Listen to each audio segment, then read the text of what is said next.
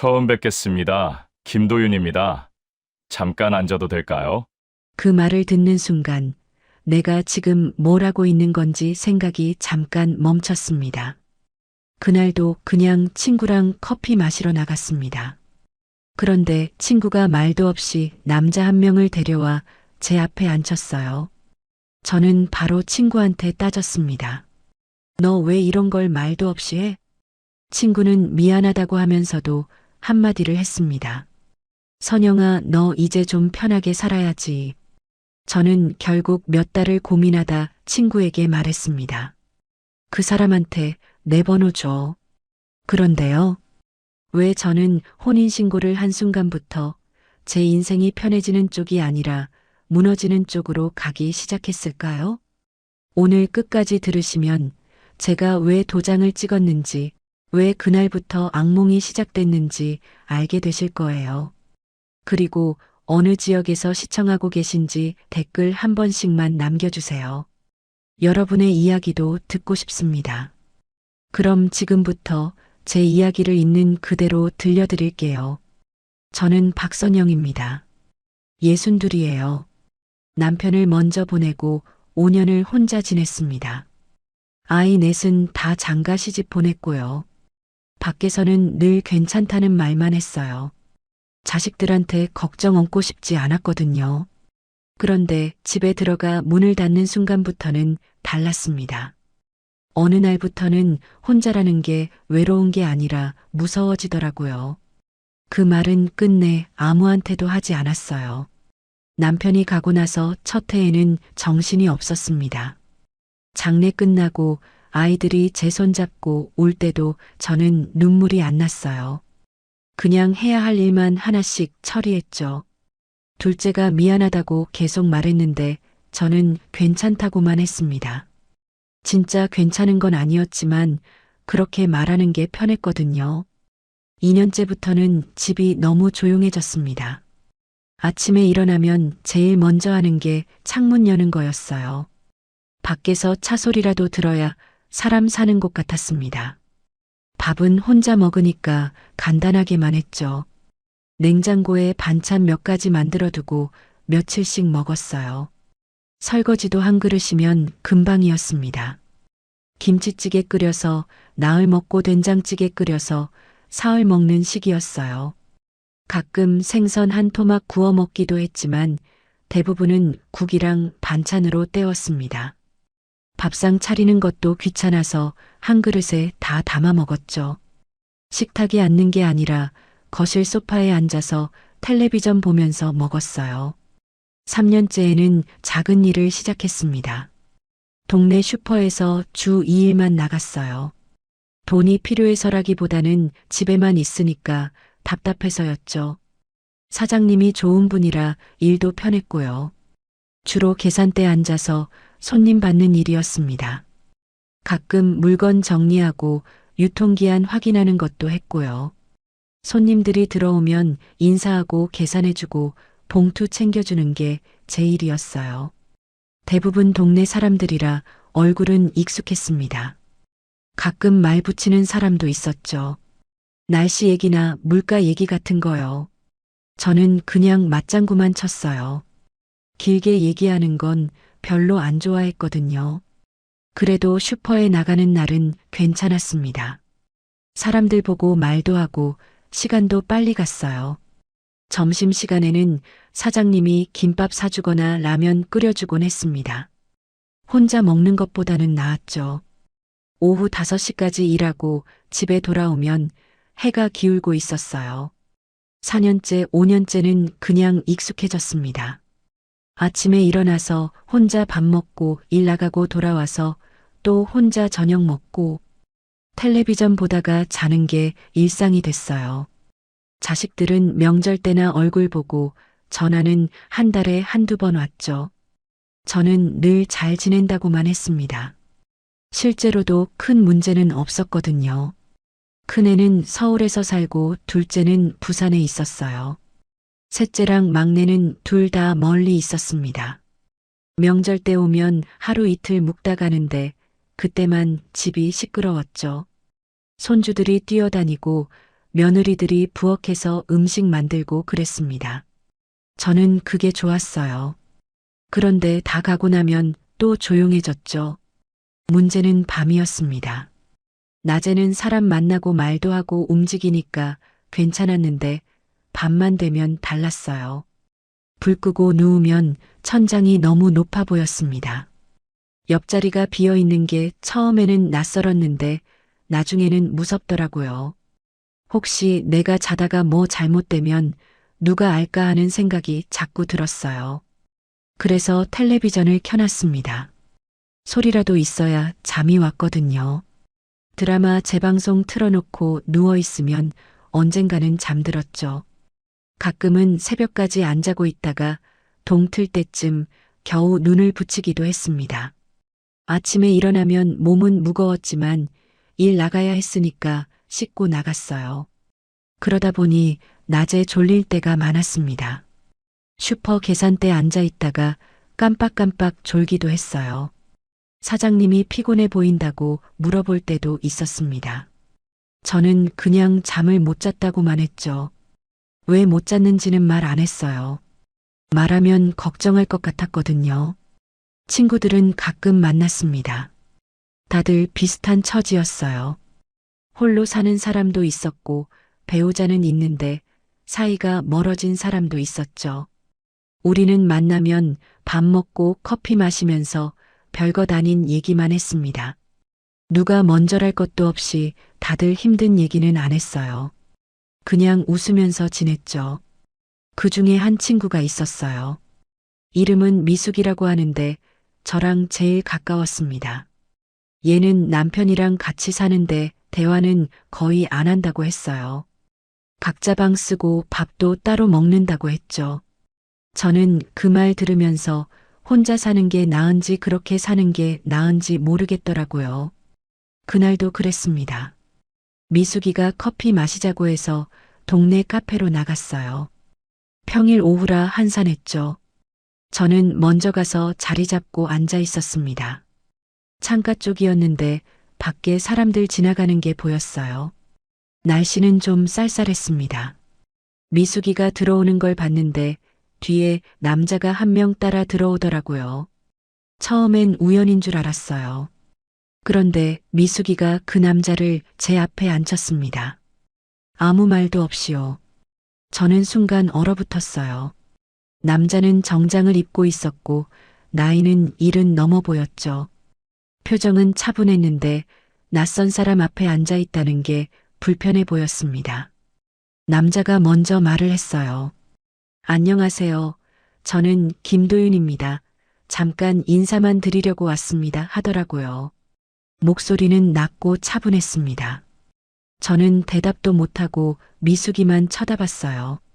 미숙이는 미안하다는 표정을 지었지만 자리를 뜨지는 않았습니다. 저는 미숙이한테 물었어요.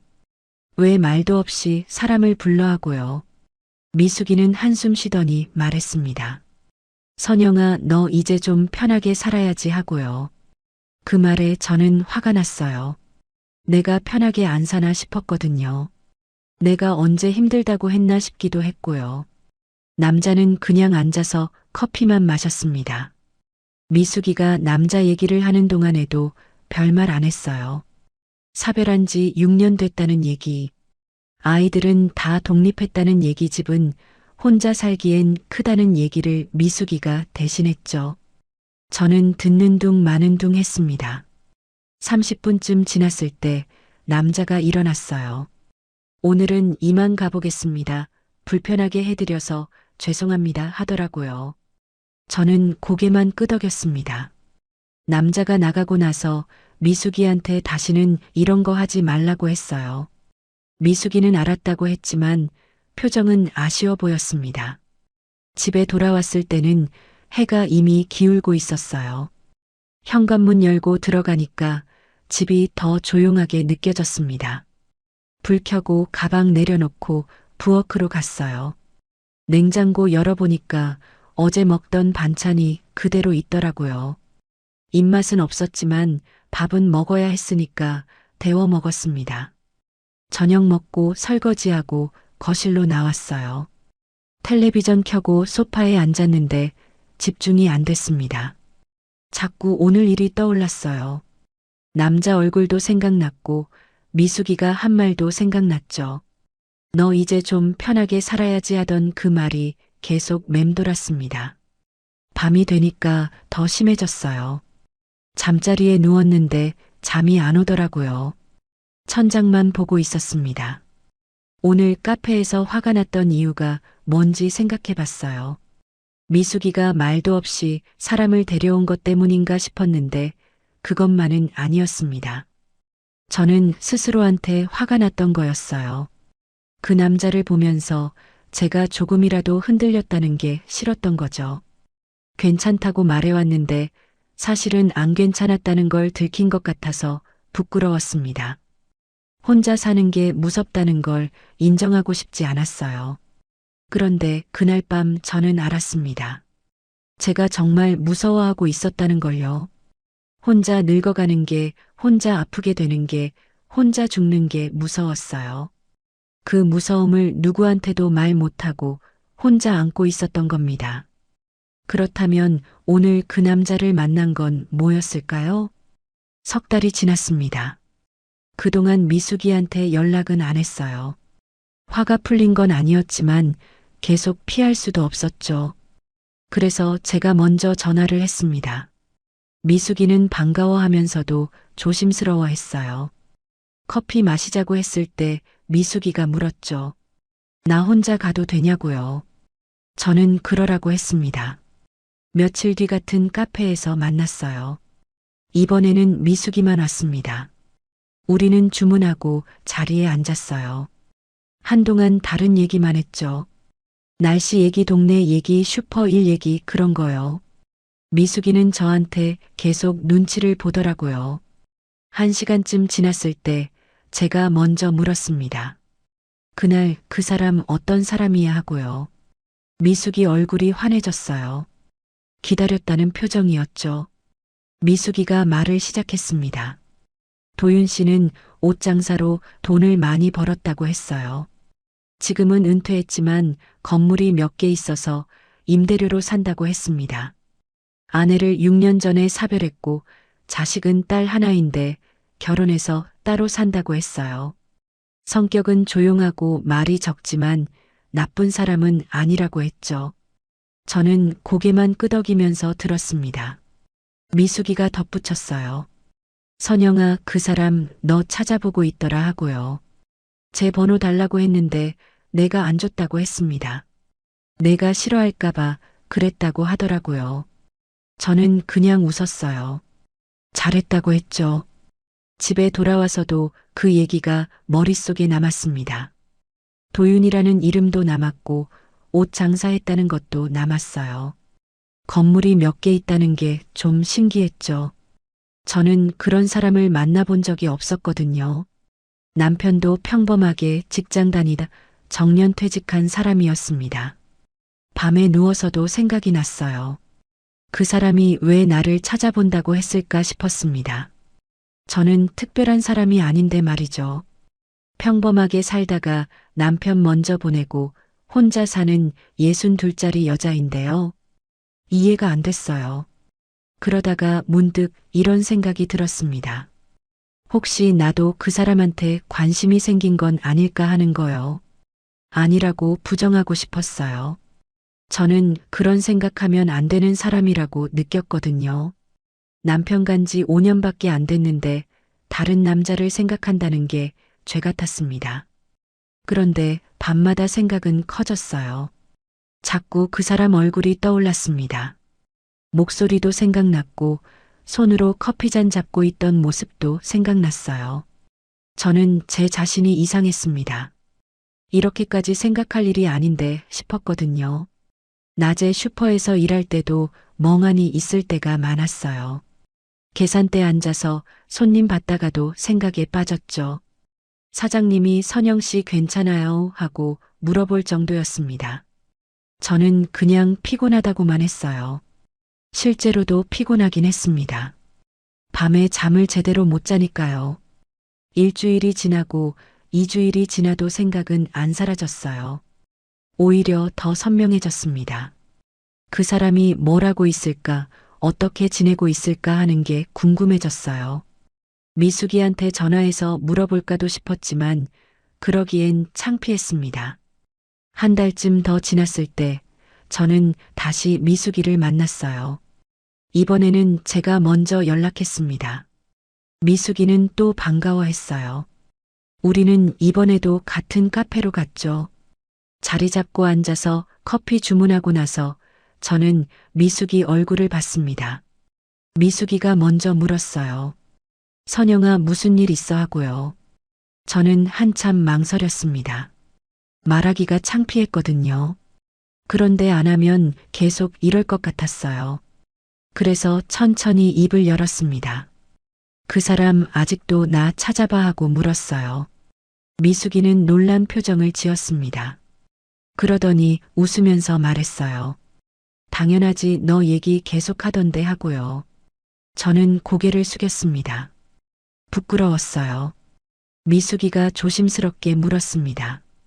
선영아, 너 마음 바뀐 거야 하고요. 저는 대답을 못했어요. 바뀐 건지 아닌지도 모르겠었거든요. 그냥 궁금했다고 하고 싶었는데 그 말도 거짓말 같았죠. 미숙이는 제 손을 잡았습니다. 천천히 생각해 보라고 했어요. 그날 밤 저는 잠을 거의 못 잤습니다. 계속 뒤척였어요. 제가 지금 뭘 하는 건지 모르겠었죠.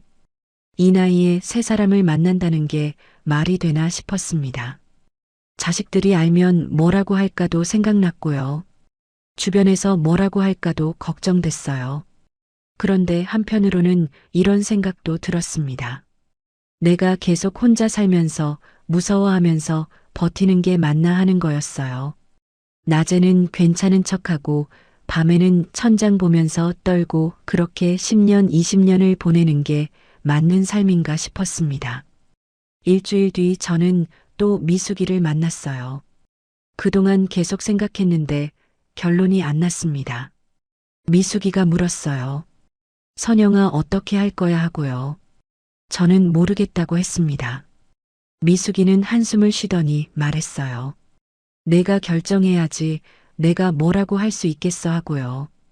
또 2주일이 지났습니다. 저는 슈퍼일 끝나고 집에 돌아와서 혼자 앉아 있었어요. 텔레비전도 안 켜고 그냥 어둠 속에 앉아 있었습니다. 밖에서는 차 소리가 들렸고 누군가 웃는 소리도 들렸어요. 저는 그 소리를 들으면서 생각했습니다. 내가 뭘 두려워하는 건지요. 새 사람을 만나는 게 두려운 건지, 혼자 늙어가는 게 두려운 건지 알 수가 없었어요. 둘 다 무서웠습니다. 어느 쪽을 선택해도 후회할 것 같았어요. 그런데 문득 이런 생각이 들었습니다. 지금 이 순간에도 시간은 가고 있다는 거요. 내가 여기 앉아서 고민하는 동안에도 나는 늙어가고 있고 기회는 사라지고 있다는 게 느껴졌어요. 그때 저는 결심을 했습니다. 다음 날 아침 저는 미숙이한테 전화를 했어요. 미숙이가 받았을 때 저는 떨리는 목소리로 말했습니다. 그 사람한테 내 번호 줘하고요. 미숙이는 잠깐 조용하더니 물었어요. 선영아, 확실해 하고요. 저는 대답했습니다. 응, 확실해 하고요. 사실은 확실하지 않았지만 그렇게 말했죠. 미숙이가 알았다고 했습니다. 내일 연락해 볼게 하고요. 전화 끊고 나서 저는 가슴이 두근거렸어요. 뭘 한 건지 실감이 안 났습니다. 내가 지금 뭐 하는 거지 싶었어요. 그런데 이미 말을 해버렸으니까 되돌릴 수는 없었죠. 이틀 뒤 낮에 모르는 번호로 전화가 왔습니다. 저는 전화기를 보면서 한참 망설였어요. 받을까 말까 고민했습니다. 손이 떨렸어요. 그런데 계속 울리니까 받아야 할 것 같았죠. 전화를 받았을 때 낮은 목소리가 들렸습니다. 그게 누구였을까요? 선영 씨 하는 목소리가 들렸습니다. 도윤이었어요. 저는 아무 말도 못하고 그냥 듣고만 있었죠. 도윤이 말을 이었습니다. 불편하게 해드려서 죄송합니다. 번호 받았는데 연락드려도 되나 싶어서 며칠 고민했습니다 하더라고요. 저는 괜찮다고 했어요. 목소리가 떨리는 게 느껴졌지만 어쩔 수 없었습니다. 도윤은 조심스럽게 물었죠. 시간 괜찮으시면 차 한잔 하실 수 있을까요? 하고요. 저는 언제냐고 물었어요. 도윤이 대답했습니다. 선영 씨 편하신 날로 정하시면 됩니다 하고요. 사흘 뒤 우리는 만났습니다. 이번에는 미숙이 없이 둘이서만요. 같은 카페였는데 저는 일찍 나가서 기다렸어요. 도윤은 정확하게 약속 시간에 왔습니다. 여전히 정장 차림이었고 걸음걸이가 반듯했죠. 제 앞에 앉으면서 인사를 했습니다. 오늘 나와주셔서 감사합니다 하더라고요. 저는 고개만 끄덕였어요. 도윤이 커피를 주문하러 가면서 뭐 드실지 물었습니다. 저는 아메리카노라고 했죠. 도윤은 금방 주문하고 돌아와 앉았습니다. 처음에는 어색했어요. 둘 다 말이 없었습니다. 커피가 나오고 나서야 도윤이 입을 열었죠. 지난번에 깜짝 놀라셨죠? 미숙 씨가 미리 말씀 안 드렸다고 들었습니다 하더라고요. 저는 괜찮다고 했어요. 이미 지난 일이니까요. 도윤이 자기 얘기를 시작했습니다.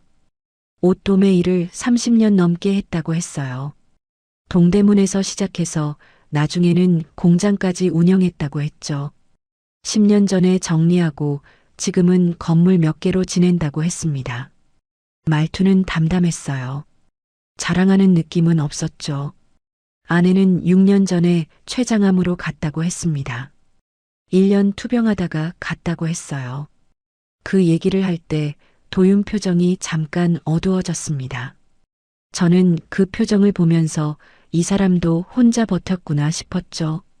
딸은 결혼해서 지방에 산다고 했어요. 손주도 하나 있다고 했습니다. 저는 듣기만 했어요. 제 얘기는 별로 하고 싶지 않았거든요. 그런데 도윤이 물었습니다. 선영 씨는 어떻게 지내셨어요? 하고요. 저는 간단하게만 대답했어요. 남편 보내고 5년 됐다. 아이 넷 다 출가시켰다. 작은 일하면서 혼자 산다 그 정도만 했죠. 도윤은 고개를 끄덕이면서 들었습니다. 그러더니 조심스럽게 말했어요. 혼자 사는 게 힘드시죠? 저도 그렇습니다 하더라고요. 저는 그 말에 조금 놀랐어요. 이 사람도 힘들구나 싶었습니다. 남자라고 해서 다를 게 없었죠. 1시간 정도 얘기하고 헤어졌습니다. 도윤이 조심스럽게 물었어요. 다음에 또 뵐 수 있을까요? 하고요. 저는 생각해 보겠다고 했습니다. 도윤은 알겠다고 하면서 천천히 결정하시라고 했어요. 집에 돌아와서 생각했습니다. 나쁜 사람은 아닌 것 같았어요. 말도 조심스럽게 하고 예의도 바른 편이었죠. 그런데 뭔가 부담스러운 느낌도 들었습니다. 이 사람이랑 계속 만나면 어디로 가는 건지 모르겠었거든요. 일주일 뒤 도윤한테서 문자가 왔습니다. 안녕하세요. 선영 씨 날씨가 좋은데 산책이라도 하실까요? 하는 내용이었어요.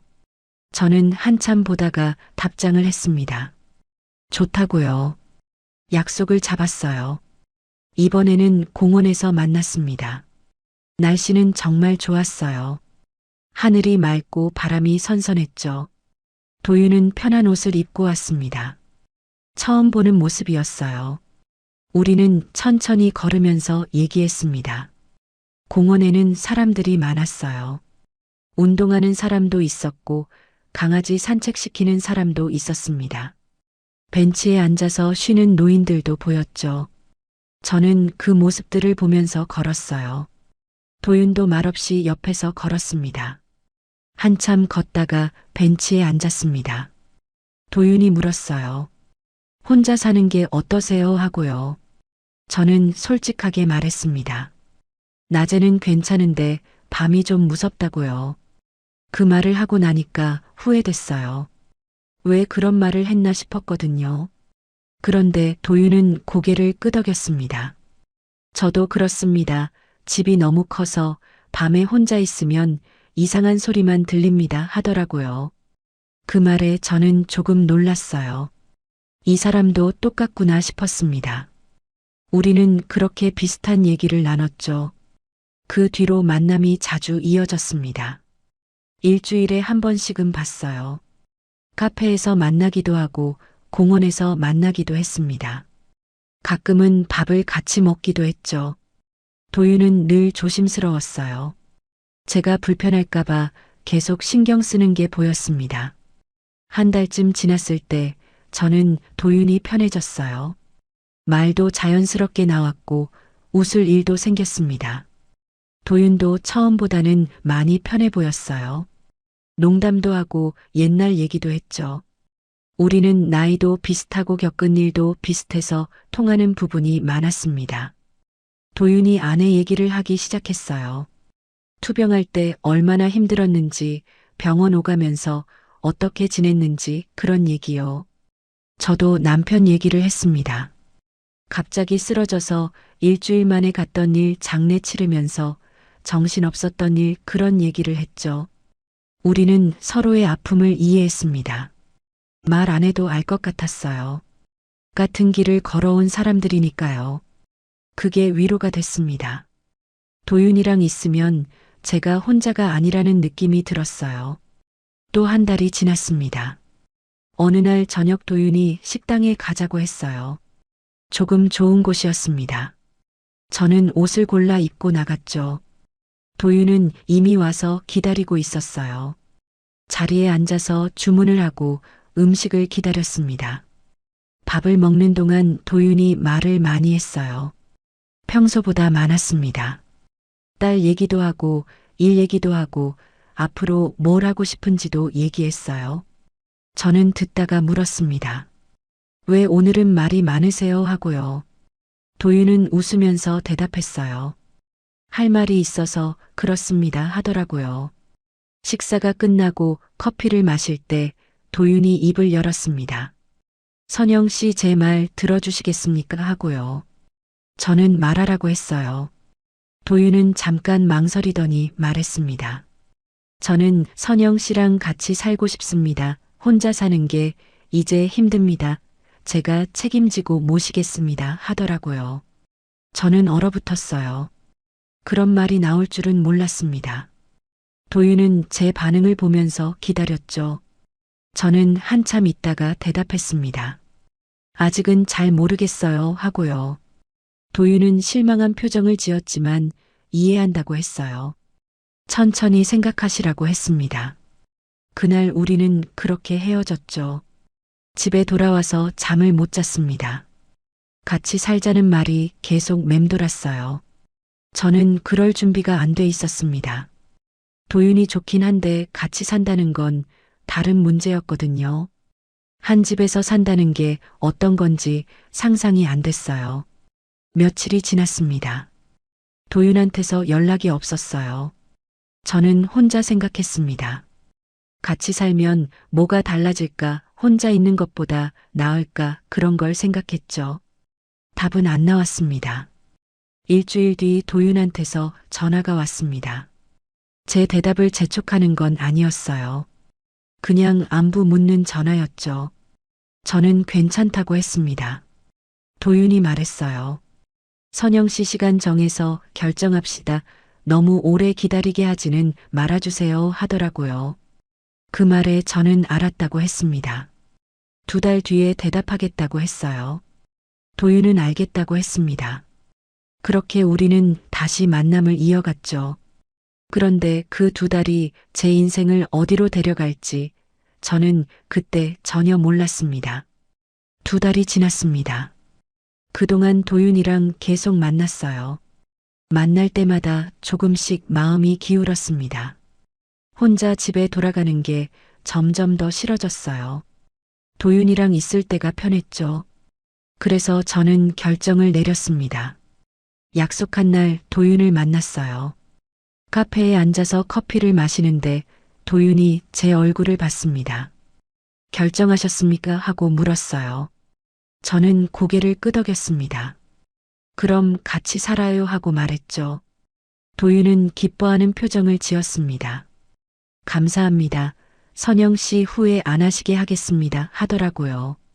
저는 웃으면서 고개를 끄덕였어요. 그런데 도윤이 바로 말을 이었습니다. 선영 씨 그런데 제 생각이 하나 있습니다. 하더라고요. 저는 뭐냐고 물었습니다. 도윤이 조심스럽게 말했어요. 동거는 안 됩니다. 혼인신고를 합시다 하더라고요. 저는 깜짝 놀랐습니다. 혼인신고까지 생각 못 했거든요. 그냥 같이 살면 되는 줄 알았어요. 저는 그건 너무 빠른 것 같다고 했습니다. 도윤이 말했어요. 저는 이 나이에 동거는 하고 싶지 않습니다. 제대로 하고 싶습니다. 하더라고요. 저는 당황스러웠어요. 혼인신고를 하면 진짜 부부가 되는 건데 그럴 준비가 됐는지 모르겠었습니다. 도윤이 덧붙였습니다. 선영 씨 저를 믿지 못하시는 겁니까 하고요. 그 말에 저는 아무 말도 못했어요. 믿지 못하는 건 아니었습니다. 그냥 무서웠던 거죠. 이 나이에 다시 결혼한다는 게 실감이 안 났어요. 도윤이 말을 이었습니다. 저는 선영 씨를 책임지고 싶습니다. 그러려면 제대로 된 부부가 돼야 합니다. 하더라고요. 저는 한참 생각했어요. 도윤 말도 틀린 건 아니었습니다. 그냥 같이 산다는 건 어정쩡한 관계니까요. 집에 돌아와서 며칠을 고민했습니다. 자식들한테 말해야 하나 싶기도 했어요. 그런데 말하면 반대할 게 뻔했습니다. 아이들은 제가 혼자 사는 게 편하다고 생각할 거예요. 굳이 재혼까지 할 필요 있냐고 할 게 분명했죠. 밤마다 생각했습니다. 혼인신고를 하면 진짜 돌아갈 수 없는 거잖아요. 그냥 같이 살다가 안 맞으면 나오면 되는데 혼인신고를 하면 그것도 쉽지 않았습니다. 그런데 한편으로는 도윤 말도 이해가 됐어요. 일주일 뒤 도윤한테 전화를 했습니다. 도윤이 받았을 때 저는 말했어요. 혼인신고 하겠습니다 하고요. 도윤은 잠깐 조용하더니 정말이냐고 물었습니다. 저는 그렇다고 했어요. 도윤은 고맙다고 했습니다. 언제 할지 정하자고 했죠. 보름 뒤 우리는 주민센터로 갔습니다. 평일 오전이라 사람이 많지 않았어요. 도윤이 서류를 챙겨왔더라고요. 저는 그냥 따라갔습니다. 창구에 앉아서 서류 작성하고 도장 찍고 제출했어요. 직원이 서류를 확인했습니다. 그러더니 접수됐다고 했어요. 축하드린다는 말도 했죠. 저는 고맙다고 했습니다. 그렇게 저는 재혼을 했어요. 식도 안 올리고 자식들한테 말도 안 하고요. 주민센터 나올 때 도윤이 제 손을 잡았습니다. 이제 우리 집으로 갑시다 하더라고요. 저는 고개를 끄덕였어요. 떨리는 마음으로 차에 탔죠. 도윤이 운전하면서 말했습니다. 여보 편하게 지내시면 됩니다 하고요. 여보라는 말이 어색했습니다. 저는 그냥 네 하고만 답했어요. 차 안은 조용했습니다. 창밖을 보니까 날씨가 좋았어요. 하늘이 맑았죠. 그런데 저는 왜인지 불안했습니다. 도윤 집은 아파트였습니다. 새 아파트는 아니었지만 넓었어요. 40평쯤 돼 보였습니다. 현관문 열고 들어가니까 깨끗하게 정리돼 있었어요. 도윤이 안내했습니다. 거실이 넓고 방이 3개 있었어요. 도윤이 말했습니다. 여보 편하게 쓰세요. 이제 여기가 집입니다 하더라고요. 저는 그냥 고맙다고만 했어요. 짐은 며칠 안에 가져오기로 했죠. 도윤이 방을 보여줬습니다. 제 방은 햇볕이 잘 드는 쪽이었어요. 첫 주는 적응하는 시간이었습니다. 낮에 도윤은 밖에 일 보러 나가고 저는 집에 있었어요. 집 구경도 하고 정리도 하면서 시간을 보냈습니다. 저녁에 도윤이 돌아오면 같이 밥을 먹었죠. 밥은 제가 했습니다. 도윤이 해도 된다고 했지만 저는 하겠다고 했어요. 해야 할 것 같았거든요. 부엌에 들어가서 냉장고 열어보니까 재료가 별로 없었습니다. 마트 가서 장을 봤어요. 뭘 사야 할지 생각하면서 돌아다녔죠. 장바구니에 채소를 담고 고기를 골랐습니다. 생선도 샀고 과일도 샀어요. 계산하면서 생각했죠. 이제부터 이게 제 일이구나 싶었습니다. 집으로 돌아와서 냉장고에 넣고 정리했어요. 저녁 준비를 시작했습니다. 된장찌개를 끓이고 생선을 구웠어요. 반찬도 몇 가지 꺼내서 접시에 담았죠. 밥상을 차리면서 생각했습니다. 예전에 남편한테 하던 것처럼 하면 되는 거겠죠. 6시쯤 도윤이 들어왔습니다. 밥상을 차려놨더니 도윤이 좋아했어요. 맛있겠다고 하면서 앉았죠. 우리는 마주 앉아서 밥을 먹었습니다. 도윤이 맛있다고 여러 번 말했어요. 저는 기분이 좋았습니다. 식사 후에는 설거지를 했습니다. 도윤이 도와주겠다고 했지만 저는 괜찮다고 했어요. 혼자 하는 게 익숙했거든요. 설거지 끝내고 거실로 나왔더니 도윤은 소파에 앉아서 신문을 보고 있었습니다. 밤이 되면 각자 방으로 들어갔어요. 도윤이 처음부터 방을 따로 쓰자고 했습니다. 나이도 있고 서로 편한 게 낫다고 했죠. 저는 오히려 다행이라고 느꼈어요. 같은 방 쓰는 건 부담스러웠거든요. 그렇게 2주가 지나고 3주가 지났습니다. 생활은 평온했어요. 도윤은 예의 바르고 저한테 잘해줬습니다. 저는 집안일하고 밥 차리고 그렇게 지냈죠. 나쁘지 않았습니다. 혼자 있을 때보다는 훨씬 나았어요. 낮에는 집 정리를 했습니다. 거실 청소하고 방 정리하고 화장실 닦고 그런 일이었어요. 빨래도 했습니다. 도윤 옷이랑 제 옷을 같이 돌렸죠. 널어놓고 마르면 개서 정리했어요. 그게 제 하루였습니다. 저녁 준비할 시간이 되면 부엌으로 갔습니다. 오늘은 뭘 할까 생각하면서 냉장고를 열었어요. 재료 보고 메뉴를 정했죠. 김치찌개를 끓이기도 하고 제육볶음을 만들기도 했습니다. 도윤은 뭘 해도 맛있다고 했어요. 그런데 3주째 되는 날 저녁이었습니다. 도윤이 퇴근하고 들어왔는데 표정이 어두웠어요. 저는 무슨 일이냐고 물었습니다. 도윤이 한숨을 쉬더니 말했어요. 여보 딸이 이혼했습니다 하더라고요.